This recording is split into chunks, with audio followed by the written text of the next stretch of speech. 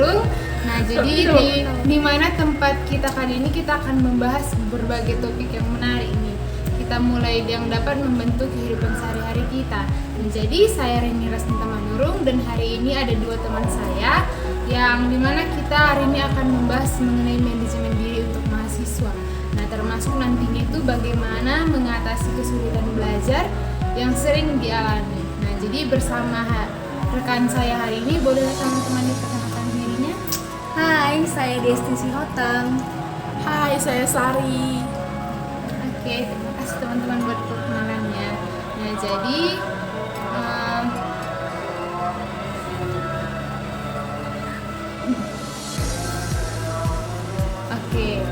terima kasih untuk Desti dan Sari. Nah, jadi senang bisa bergabung dengan kalian teman-teman untuk topik yang sangat penting yang akan kita bahas hari ini. Nah, jadi langsung aja kita mulai nih ya. Kita yang pertama akan bahas mengenai pentingnya manajemen diri. Nah, jadi aku mau bertanya yang mendasar dulu. Nah, menurut Desti kira-kira mengapa sih manajemen diri itu penting bagi mahasiswa? Menurutku penting karena mahasiswa itu kan kesibukannya banyak. Bukan tentang dia sibuk dengan tugas-tugas, belum lagi dengan perkuliahan. Bahkan kalau dibilang mahasiswa itu ibaratnya seorang ibu rumah tangga yang punya banyak kesibukan, yang pastinya harus memiliki manajemen diri, baik itu manajemen waktu, manajemen emosional, manajemen apa juga ya, kegiatan-kegiatan apa yang dilakukan gitu. Dan supaya manajemen itu penting supaya kegiatan-kegiatannya itu bisa dikerjakan dengan maksimal dan juga baik dan teratur. Itu sih. Ya, pendapat Desti ya. Kalau Sari boleh mungkin berikan pendapat tentang apa sih pentingnya manajemen diri itu? Manajemen itu penting karena dalam kita manajemen waktu, manajemen diri, kita bisa gitu menjalankan semua aktivitas kita dengan baik gitu. Tidak ada yang tertunda, tidak ada yang terkendala gitu. Jadi itu juga membantu kita gitu untuk melaksanakan pekerjaan kita semaksimal mungkin. Jadi tidak ada yang terkendala. Benar sekali teman-teman buat pendapat kalian gitu. Tapi mungkin boleh nggak lebih dijelaskan detail lagi tentang aspek-aspek apa saja sih yang termasuk dalam manajemen diri itu? Yang tahu manajemen diri itu yang paling penting itu manajemen waktu, manajemen keuangan bagi mahasiswa ya, paling penting itu manajemen keuangan, manajemen waktu, dan juga manajemen diri itu bukan tentang bisa memanajemen waktu dan kegiatan, tapi juga manajemen emosional. Apalagi mahasiswa itu kan di tengah banyaknya tugas dengan kegiatan-kegiatannya, itu kan bakal memicu namanya stres gitu. Kalau kita tidak bisa manajemen diri kita dengan baik, bisa jadi itu memicu hal-hal yang tidak baik dalam manajemen. Mungkin ada tambahan dari saya, kira-kira apa aja sih aspek-aspek yang harus manajemen diri selain Aspek itu mungkin sebenarnya seperti itu udah sering lah kita lihat gitu kan, kayak manajemen waktu, bagaimana kita manajemen waktu kita gitu kan, manajemen waktu dalam perkuliahan, dalam organisasi yang kita ikutkan gitu kan. Terus ada manajemen pengendalian diri lah gitu kan, bagaimana kita mengendalikan diri kita gitu dalam suatu hal yang kita kerjakan gitu. Jadi dalam semua aspek itu seperti yang sudah dijelaskan juga, manajemen waktu, manajemen emosional, manajemen stres, kita bisa gitu mengontrol diri kita gitu. Jadi nggak ada lagi hal yang merugikan diri kita lah gitu saat melakukan aktivitas itu. Betul ya teman-teman, seperti yang teman-teman bilang gitu kan, banyak tadi definisi yang baik tentang dari manajemen waktu, keuangan dan lain sebagainya gitu kan. Dan memang ya semua aspek-aspek yang udah teman-teman sebutkan itu tadi ya saling terkait gitu. Dan khususnya itulah hal yang bisa membantu mahasiswa untuk tetap fokus dan terorganisir juga untuk mencapai tujuan kita sebagai mahasiswa gitu kan. Nah, jadi selanjutnya mungkin kita boleh sih beralih ke tentang manajemen waktu tadi seperti yang udah teman-teman sebutkan gitu kan. Jadi kira-kira menurut Desti dan Sari bisa nggak kalian bagikan beberapa tips praktis untuk mengatasi tentang mengelola manajemen waktu ini?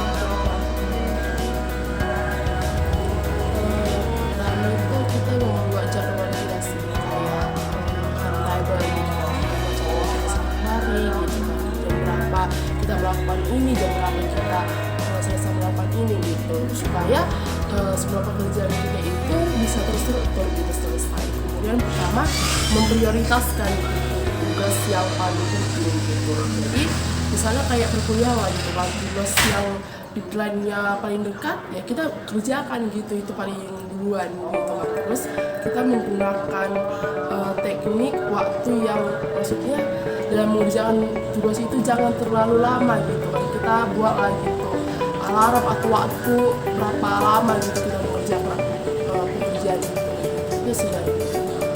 Mungkin dari Desti ada mau menambahi? Setuju sih sama saya buat timetable, buat prioritas gitu, dan juga kayak jangan fokus ke kegiatan-kegiatan aja, walaupun memang banyak kesibukan dari tugas-tugas, banyak kegiatan yang dikerjakan, mungkin juga cari organisasi atau apapun gitu, tapi nggak melupakan juga yang namanya istirahat, waktu istirahat, apalagi di jam-jam siang ya. Kalau misalnya jam-jam siang mungkin kegiatan itu banyak pagi sampai siang banyak gitu. Tapi jangan melupakan juga ada istirahat sejenak 15 menit di siang mungkin, atau di malam hari itu istirahat yang cukup juga. Tips yang sangat praktis bagi teman-teman yang seperti yang Desti sebutkan tersebut, mungkin bolehlah untuk teman-teman mengikuti beberapa tips yang sudah disebutkan tadi. Nah, dan itu pasti sih sangat berguna untuk kita gitu, apalagi dalam manajemen waktu kita di tengah banyaknya kesibukan kita selain studi, mungkin kita juga yang organisasi dan lain sebagainya. Nah, tapi kira-kira nih ada nggak dari Desti dan Sari rekomendasi kayak aplikasi atau alat yang bisa membantu mahasiswa dalam manajemen waktu mereka? Biasanya kami pakai apa sih, timetable dan apa namanya, Google Calendar atau alarm gitu. Jadi misal kayak udah buat timetable gitu kan, misal hari ini kegiatannya mau kampus gitu kan, atau mungkin hari ini ada kegiatan buat latihan atau bahkan ke gereja gitu. Nah, jadi dibuat aja alarm yang mengingatkan timetable kita tadi. Jadi mungkin kita lupa sama timetable kita apa yang harus kita kerjakan, tapi kita bisa diingatkan dengan Google Calendar ataupun alarm gitu. Terus Oke, dari Sari kira-kira ada nggak alat tambahan atau aplikasi tambahan? Mungkin dari yang pengalamanku yang udah disebutkan Desti buat timetable, buat alarm, terus kayak aku nulis gitu tugas apa kegiatan yang aku lakukan, berarti apa aja duluan yang aku laksanakan gitu, berarti udah selesai aku checklist gitu, ini udah selesai, berarti lanjut lagi ke kegiatan lain gitu. Jadi gitu sih sebenarnya yang aku lakukan.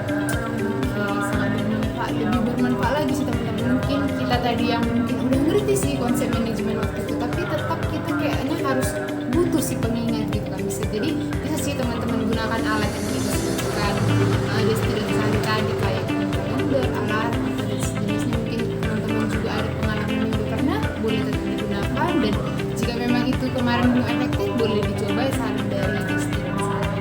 Nah, tapi ngomong-ngomong nih kan, di dalam masa perkuliahan kita nih pasti sih kita pernah mendengar istilah dengan prokrastinasi gitu kan. Jadi kira-kira kalau yang kita tahu sih kan sering sekali sebenarnya prokrastinasi ini menjadi masalah besar di dalam hidup mahasiswa. Nah, jadi kira-kira menurut kalian apa yang bisa kita lakukan untuk mengatasi prokrastinasi ini? prokrastinasi itu kan istilahnya menunda-nunda pekerjaan.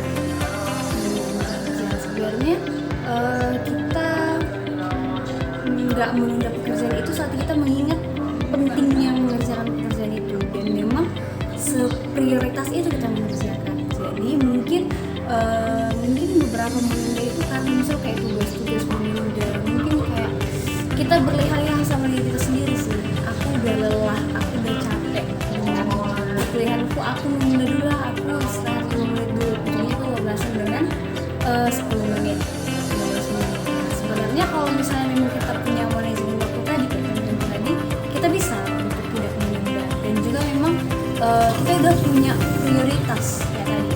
Seandainya tadi saran yang tadi yang kami sebutkan kayak buat timetable dan juga tentukan prioritasnya, itu udah bisa membuat kita untuk tidak menunda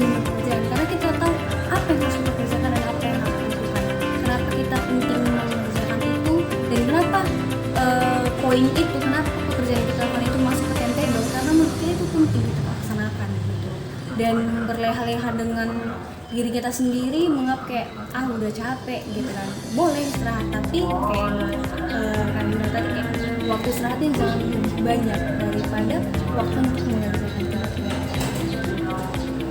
Oke, mungkin dari Sari ada tambahan kira-kira? Mungkin ini sih juga tambahan itu kan ya, dari takut gitu kan, takut gagal ya kan. Lebih ke memahami diri sendiri sih dan memikirkan gitu sampai kapan gitu kita berada di posisi itu gitu kan, sampai kapan kita takut dalam menghadapi hal-hal yang buat kita gagal gitu kan, susah gitu. Jadi lebih baik ya dihadapi aja gitu, apapun yang terjadi nanti pokoknya kita udah berusaha, ya itu hal yang udah buat kita menunjukkan usaha kita udah maksimal. Oke, benar sekali ya teman-teman. Mungkin tambahan dari aku sih, terkadang kita juga mungkin karena suka menunda, mungkin tadi juga itu saya bilang, mungkin lebih ke kita juga bisa sih beri reward untuk diri kita sendiri kan. Jadi kayak lebih membangun semangat kita juga untuk melanjutkan pekerjaan kita tadi sih.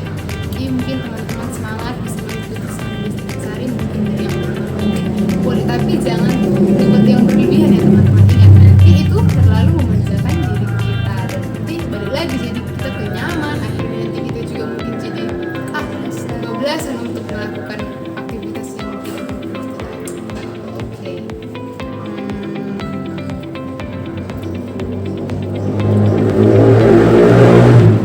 Nah, jadi dari kalian yang kira-kira ada apa aja sih tanda-tanda tertentu yang bisa kita kenali saat kita mulai prokrastinasi gitu? Dan kira-kira gimana sih cara yang bisa kita lakukan untuk mengidentifikasinya? Biasanya itu tadi yang dibilang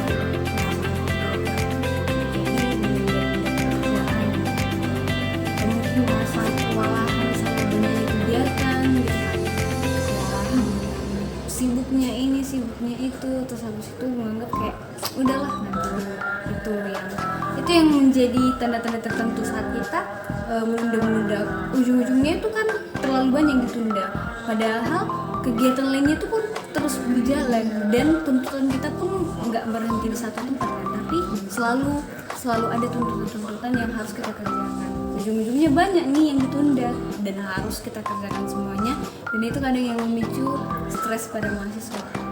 Misal kayak satu tugas belum selesai, tugas yang lain udah datang, ya kan, itu biasanya kan masih sering terjadi.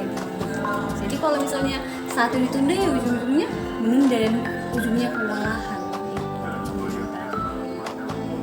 Oke, dari Sari kira-kira apa lagi yang pernah dirimu alami?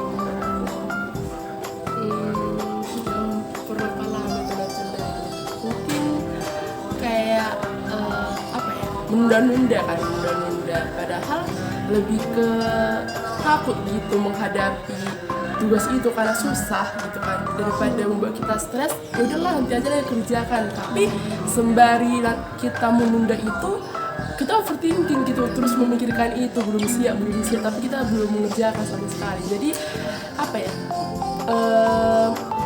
diri kita juga nggak tenang jadinya gitu kan dalam menjalani hari-hari kita. Jadi lebih baik memang langsung aja dikerjakan, karena kalau udah selesai kan berarti udah terselesai lah beban kita satu gitu kan. Itu sih.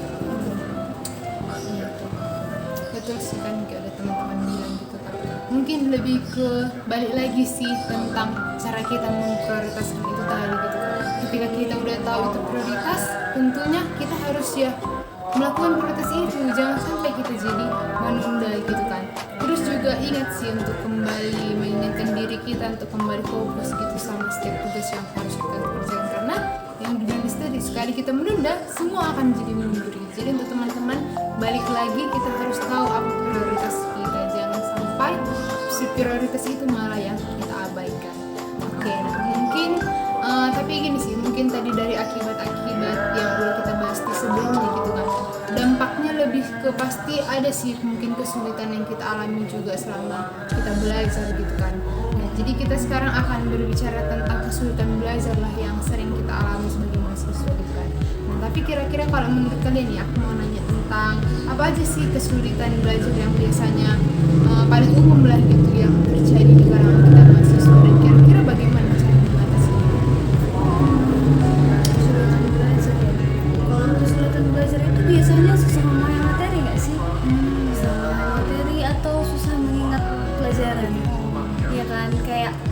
baru aja itu dihafal gitu kan, dijelaskan terus habis itu lupa gitu. Baru kesulitan juga, mungkin kesulitan untuk menyediakan waktu untuk belajar sih. Biasanya kadang udah membuat waktu belajar tapi waktu belajarnya itu diisi dengan kegiatan yang lain atau mungkin kayak apa ya, kesibukan lain, atau udah ada di waktu belajar tapi memilih untuk menggunakan gadget berlebihan, bukan media sosial kan biasa gitu. Biasanya contohnya kesulitan belajar kesulitan belajar. Itu mungkin juga, dan selain yang dibilang Desti juga kayak kesusahan kita memahami materinya, mungkin pergaulan kita sih sama lingkungan kita, pertemanan kita juga gitu.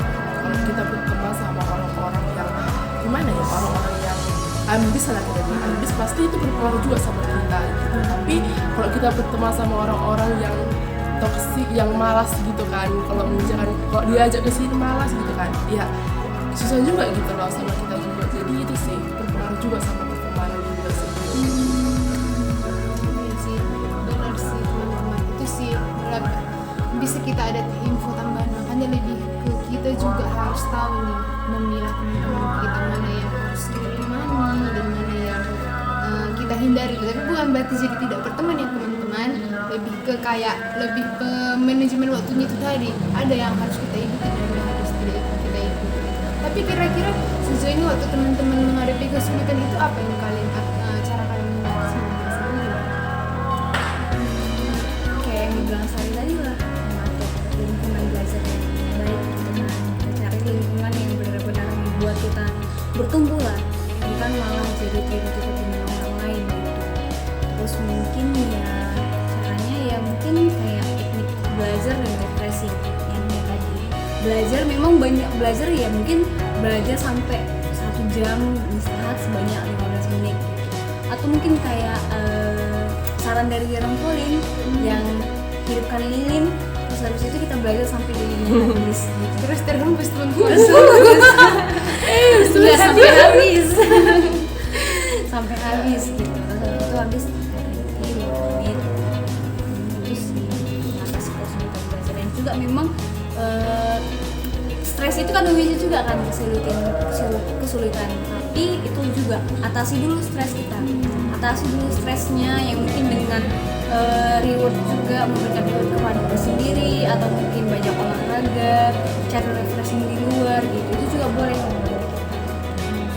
Jadi Mengatasinya kalau ke hal yang kita susah memahami, belajar dari dosen atau dari guru, ya kita kalau sudah selesai itu kita mengulang lagi gitu, mengulang di rumah atau di kos gitu kan, memahami dari menonton YouTube gitu, ataupun meminta bantuan dari kawan yang udah ngerti gitu kan, dan kita diajarin lagi itu sih. Sih bermanfaat teman-teman. Mungkin teman dari aku juga kita bisa sih mengenali cara gaya belajar kita gitu kan. Mungkin ada nih teman-teman yang kalau belajar tuh harus sambil dengerin musik gitu. Ada yang versi musik yang harus yang jazz atau yang kayak hanya instrumental gitu kan. Mungkin bisa sih, tapi Ada yang dangdut. iya sambil tapi jangan malah pasang musik ujungnya atau malah semisal kalau musik dangdut tadi malah sini joget gitu. Mesti tidak ya sih teman-teman, lebih ke itulah kenali gaya belajar kita gitu kan. Banyak sih sudah yang seperti yang udah Desti dan saya sebutkan juga. Oke. Nah jadi kira-kira biasanya gimana sih cara mahasiswa itu bisa mengenali bahwa mereka itu sedang mengalami kesulitan belajar, dan ya bukan hanya karena malas atau nggak termotivasi. Kira-kira gimana? mengenali kesulitannya. Bisa jadi apa sih, kalau biasanya kalau misalnya dibilang kita udah merasa sulit, mungkin kita hanya kayak udahlah nanti aja untuk memahami materi lagi kayak yang bilang Sari gitu kan. Coba cari referensi, coba cari dari YouTube gitu kan. Tapi setelah kita coba cari dari YouTube, kita cari referensi lain, ternyata kita nggak bisa juga memahami materi. Dan ujung-ujungnya satu materi, satu submateri udah terlewatkan. Terus kedua materi juga, materi selanjutnya juga terlewatkan. Padahal kan kalau dibilang materi perkuliahan itu kan saling berhubungan ya, gitu. Jadi berkesinambungan. Jadi kita nggak bisa memahami satu materi yang ini sebelum kita memahami materi sebelumnya gitu. Jadi kalau misalnya kita udah nggak paham materi di awal, kita nggak bisa memahami materi selanjutnya. Gimana coba kita paham materi selanjutnya? Jadi ya memang itu sih, ya memang walaupun kalau misalnya kita udah mengalami kesulitan yang sedikit, jangan biarkan kita terlena sama kesulitan itu. Tapi coba berusaha bangkit lagi, coba belajar lagi dari dasar apa yang salah, yang perlu dikoreksi dari cara belajar kita. Dari saya mungkin ada mau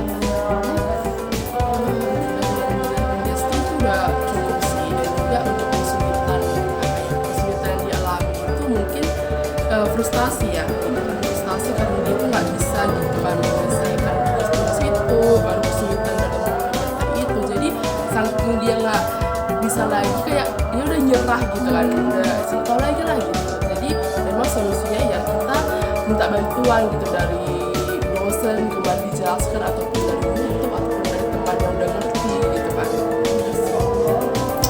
benar sih teman-teman. Mungkin dari kayak udah lebih ke yang kita soroti ketika kita kesulitan itu, mungkin di hal beda yang mendasar lebih ke karena kita stres duluan guys teman-teman. Kayak aduh ini susah kali, aduh udah nggak bisa tuh nih, dan saya udah gitu kan.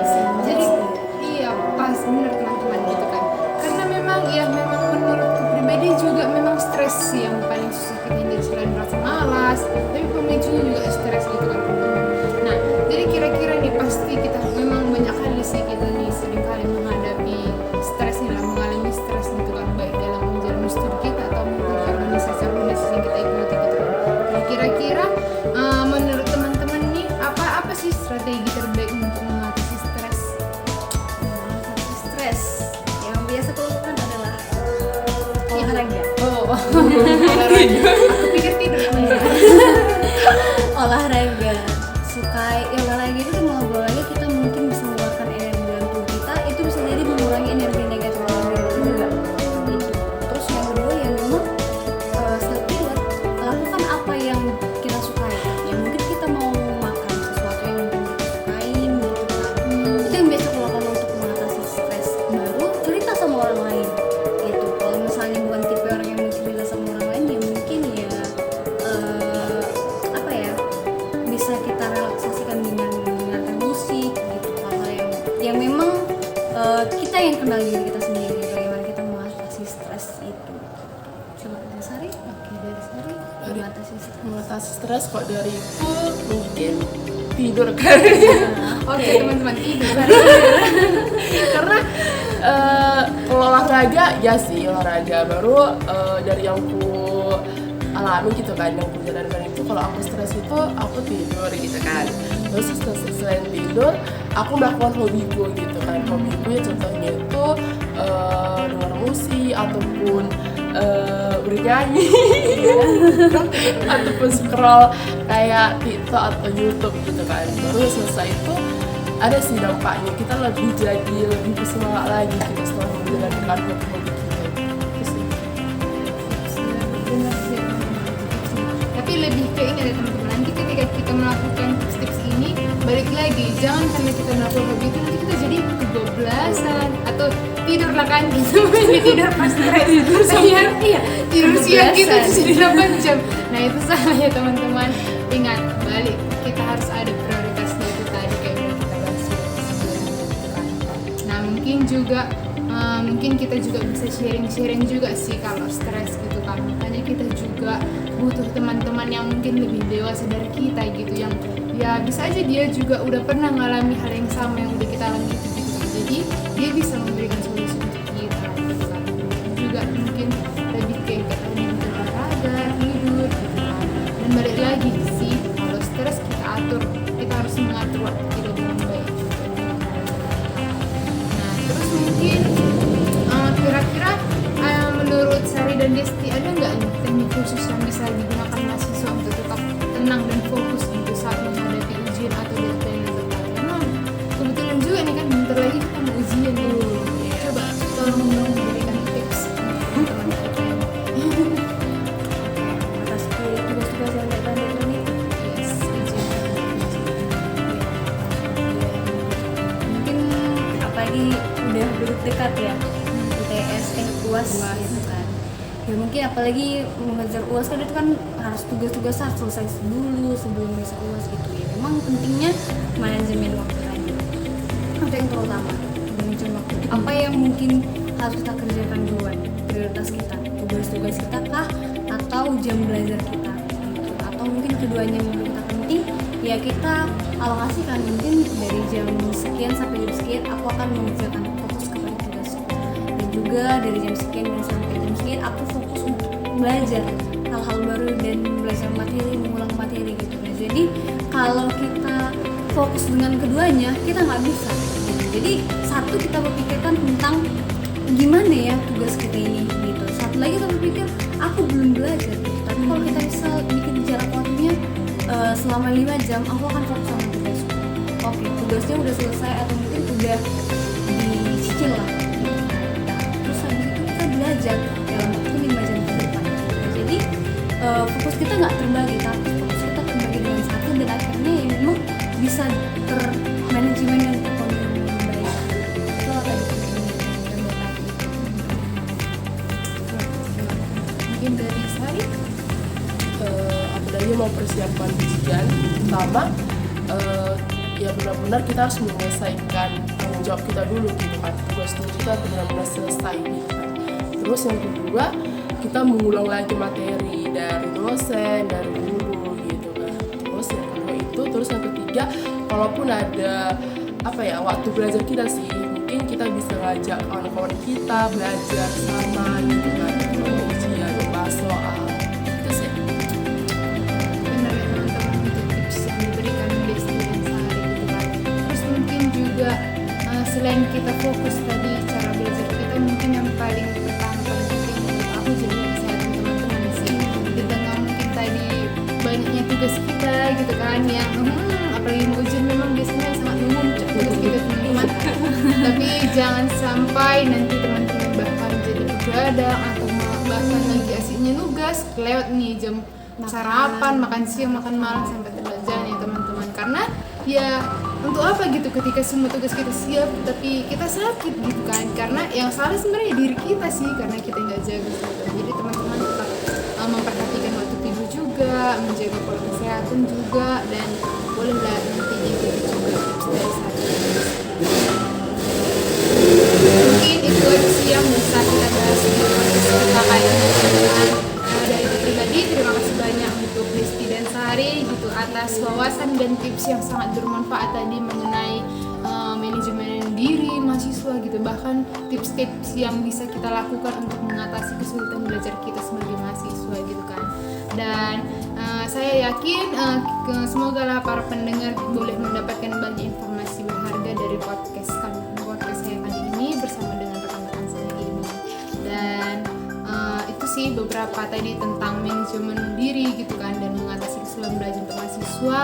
Nah, mungkin yang bisa aku simpulkan dari sini, kita harus ingat teman-teman bahwa kunci dari manajemen diri itu adalah konsistensi dan disiplin, atau ya komitmen kita untuk mengerjakan semuanya itu gitu kan. Jadi dengan manajemen diri yang baik, kita itu bisa mencapai banyak hal, yang lebih banyak hal gitu yang bisa kita capai, dan juga kita bisa menjaga keseimbangan hidup kita gitu kan. Nah, jadi untuk teman-teman bolehlah mari kita sama-sama komitmen untuk melakukan hal-hal yang baik gitu, dan biarlah yang kita lakukan itu jangan jadi batu sandungan juga bagi teman-teman di sekitar kita. Dan itu dari aku. Terima kasih sudah mendengarkan podcast ini. Jika nanti teman-teman juga memiliki tips lain gitu kan, atau ingin berbagi pengalaman juga gitu kan, jangan ragu untuk ya bolehlah menaruhnya di kolom komentar, atau juga bisa menghubungi kami gitu kan, atau boleh kita tanya-tanya atau gimana. Oke, sampai jumpa di episode berikutnya. Bye. Sampai jumpa.